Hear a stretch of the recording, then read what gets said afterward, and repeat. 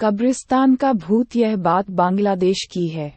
शाह आलम जो बांग्लादेश में रहते हैं, शाह आलम के एक चाचा थे जो कब्रिस्तान में रखवाली का काम करते थे। वह कब्रिस्तान में रखवाली करने के साथ साथ वहां पर कब्र भी खोदा करते थे। एक दिन शाह आलम के चाचा ने रात के समय शाह आलम के घर का दरवाजा खटखटाया। शाह आलम ने दरवाजा खोला तो देखा उनके चाचा बहुत डरे हुए थे और कांप रहे थे। शाह आलम ने जब डरने का कारण पूछा तो उन्होंने सारी बात सुबह बताने की बात कही और कंबल लेकर सो गए। सुबह होने पर उन्होंने बताया कि पिछली शाम को जब वह कब्रिस्तान में एक कब्र खोद रहे थे तो पास की कब्र के जमीन के नीचे से बड़ी ही अजीब आवाज आने लगी, जैसे कोई कुछ खा रहा हो, और कुछ समय बाद उस जगह की मिट्टी अपने आप ही जमीन में धंसने लगी। ये देखकर वह बहुत डर गए और पीछे हट गए। तभी उस जमीन में से एक अजीब सा शैतान निकला जो देखने में बहुत भयानक और इंसान के आकार से बहुत बड़ा था, जिसके बड़े बड़े दांत थे जिनमें खून लगा हुआ था। उस कब्र में उन्होंने कुछ समय पहले जो इंसान दफन किया था, अब उसकी केवल हड्डियां ही बाकी बची थी। ये देखकर चाचा को समझते देर नहीं लगी कि वह शैतान कब्र में से इंसान की लाश को खाता था। जब शैतान ने चाचा को देखा तो वह चाचा के पीछे भागा।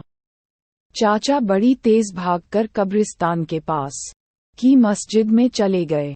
कुछ देर बाद जब मस्जिद में मौलवी आए तो उन्होंने चाचा के ऊपर मंत्र फूंककर एक ताबीज दिया। मस्जिद से निकलकर सीधे वह शाह आलम के घर आए थे। इस घटना के बाद चाचा डरे रहने लगे और अब वह कब्रिस्तान की रखवाली करने वाले कमरे में कभी भी अकेले नहीं सोते थे। अब उनके साथ 1-2 मौलवी भी साथ सोते थे।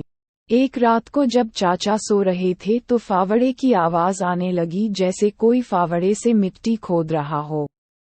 फावड़ा चलाने का काम तो केवल चाचा ही करते थे, तो उन्होंने कमरे की खिड़की से बाहर कब्रिस्तान की तरफ देखा। वहां पर उन्हें फावड़ा अपने आप चलता दिखाई दिया और कोई भी वहां नहीं था। ये देखकर चाचा बहुत हैरान हो गए और जोर से चिल्लाए, कौन है वहां? तब तक कमरे में सोए 2 मौलवी भी जग चुके थे। चाचा की आवाज जब उस न दिखने वाले शैतान या भूत ने सुनी तो उसने गुस्से में वह फावड़ा बड़ी तेजी से चाचा की तरफ फेंकी। वह फावड़ा खिड़की को तोड़ता हुआ कमरे में घुस गया। इससे सब बहुत डर गए। अब वह शैतान कमरे के दरवाजे पर ही आ गया और बड़ी जोर जोर से मारने लगा। कमरे में मौजूद 1-1 मौलवी दरवाजे और खिड़की पर आ गए और कुछ मंत्र फूंकने लगे, लेकिन वह शैतान रात भर कमरे के बाहर ही रहा और दरवाजे पर वार करता रहा। जैसे ही सुबह हुई वह शैतान चला गया। ये सब बात उन्होंने मस्जिद के सबसे बड़े मौलवी को बताई। उस बड़े मौलवी ने कहा कि मुझे इसका इलाज पता है, आज रात मैं तुम्हारे साथ सोऊंगा। अगली रात को जब सब डरे हुए सो रहे थे, तभी आधी रात को फिर फावड़ा चलाने की आवाज आने लगी। अब की बार बड़े मौलवी ने कहा, मुझे इसको देखने दो। वह दरवाजा खोलकर मंत्र पढ़ते हुए फावड़े की तरफ चले गए।